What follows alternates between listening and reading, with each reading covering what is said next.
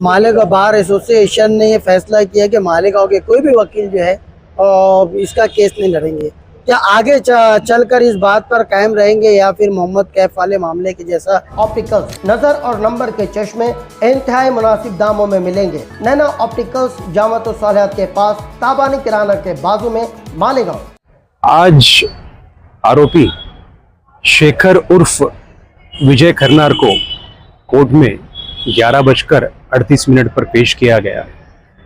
आप सभी जानते हैं कि जब 17 तारीख को पुलिस स्टेशन डायरी 5/2025 के हिसाब से 1:52 पर जब इस एक्यूज को अरेस्ट किया गया, उसके बाद में उसको मुसलसल पीसी मिलते गई है। 17 को जब अरेस्ट किया, उसके बाद में फिर उनको 4 दिन की पीसी दी 20 तारीख तक। फिर 21 नवंबर को उनको रिमांड में लेकर आए। फिर से उनको 27 तक पीसी मिली और 27 से लेके आज तक की उनको पीसी थी। ऑलमोस्ट 15 डेज का पीरियड कंक्लूड हो गया। इस वजह से आज उनको एमसीआर में ट्रांसफ़र किया गया।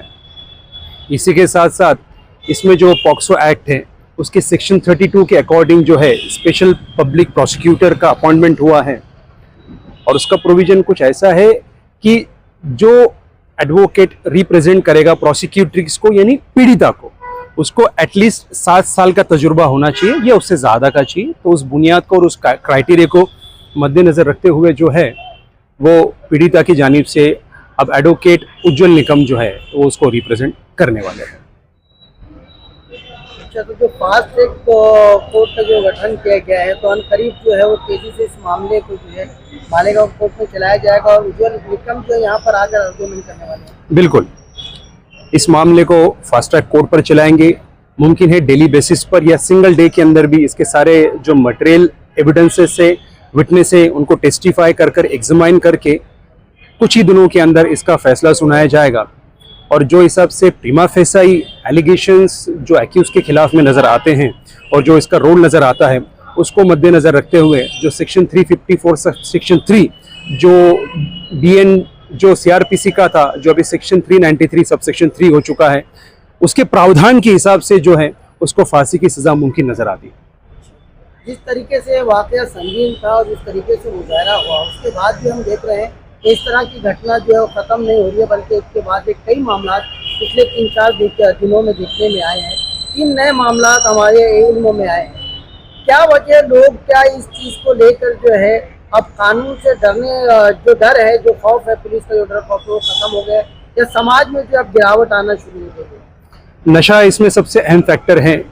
इसमें इसके रिगार्डिंग जो तालीम की कमी है, जो इसके कॉन्सिक्वेंसेस है, जो इसके नतीजात है, उसके बारे में लोगों के बीच अवेयरनेस नहीं है। जब आप ये मामले को देखेंगे तफसील से तो पता चलेगा मामला कितना घिनौना, कितना संगीन और कितना दर्दनाक है। तो इस बारे में प्रॉपर एजुकेशन होना ज़रूरी है, नशे को रोक लगाना ज़रूरी है।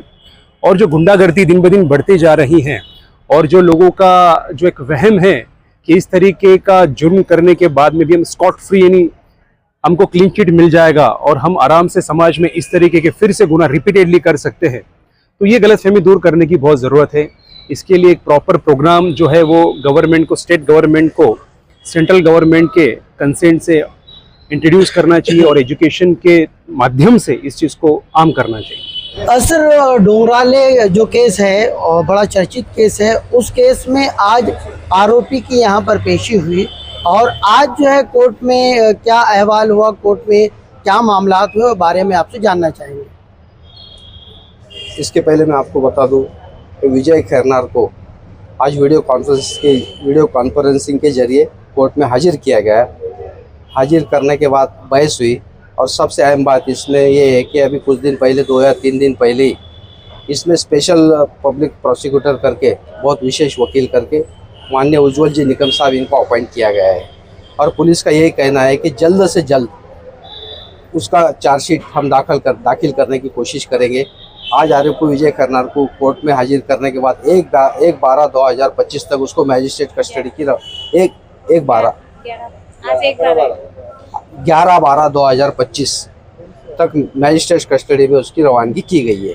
अच्छा। और पुलिस का यह कहना है कि पुलिस का जो तपास है वो सही एंगल से, बहुत अच्छी तरीके से करीबन पूरा हो चुका है।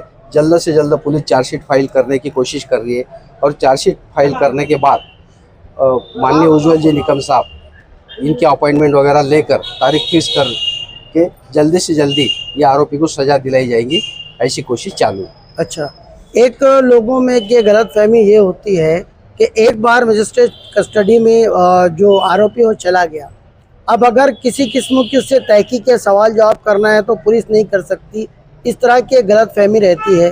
क्या लोगों का ये सोचना गलत है या सही है? आगे अगर चाहे पुलिस चाहे किसी तहकीक में तो क्या दोबारा जो है तहकीक हो सकती है? नहीं, इसमें अहम बात ऐसी है कि पुलिस सेटिस्फाइड हो गई, उसका जो इन्वेस्टिगेशन है जो ऑफेंस के हिसाब से करीबन पूरा जब पुलिस को यकीन हो जाता कि इसका पूरा तपास हो गया, जब पुलिस चार्जशीट फाइल करती और चार्जशीट फाइल करने के बाद वो मैटर अदालत में आ लगता और उसके पूरे राइट्स अदालत को रहते। और ऐसी गलतफहमी कुछ नहीं है कि भाई अगर MCR हो गया तो उसमें कुछ तपास अधूरा अपूरा है, ऐसा कुछ नहीं रहता।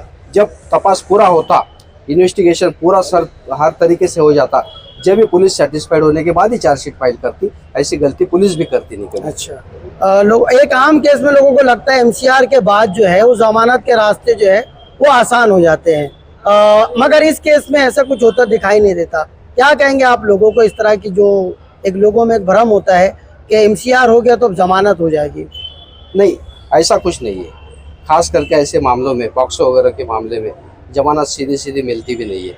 और जो हादसा हुआ है, जो दर्दनाक हादसा उस लड़की के साथ, मासूम बच्ची के साथ हुआ है, वो अगर देखे उसके पूरे सर्कमस्टेंशियल एविडेंस और पूरे सब पेपर कागजात और सब सिचुएशन देखने के बाद ऐसा नहीं है कि उसके जमानत के रास्ते बहुत खुले हैं। जमानत होना नामुमकिन है और जमानत होने के पहले ही ये केस चार्जशीट फाइल होने के बाद, चलने के बाद उसको सज़ा मिलेगी, ऐसी कोशिश सब लोग कर रहे हैं। अच्छा, मालेगांव बार एसोसिएशन ने ये फैसला किया कि मालेगांव के कोई भी वकील जो है इसका केस नहीं लड़ेंगे।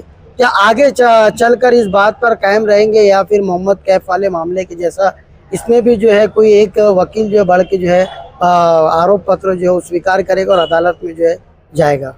नहीं, यकीनन ये जो हादसा है ये बच्ची के साथ हुआ है, बहुत गुड़िया के साथ ये पूरा हादसा हुआ है। इसके साथ सब मालेगांव के 600-700 वकील वो पीड़ित फैमिली के साथ है और बदकिस्मती से भी ऐसा मालेगांव के वकील नहीं करेंगे।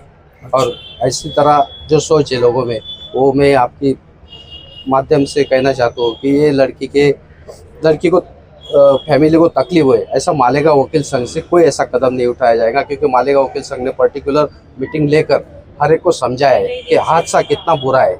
वो हिसाब से सब लोग खुद वो पीड़ित फैमिली के साथ है और वैसा कुछ नहीं होगा। रही दूसरी बात मोहम्मद कैफ के साथ बदकिस्मती से वकालतनामा दाखिल हुआ।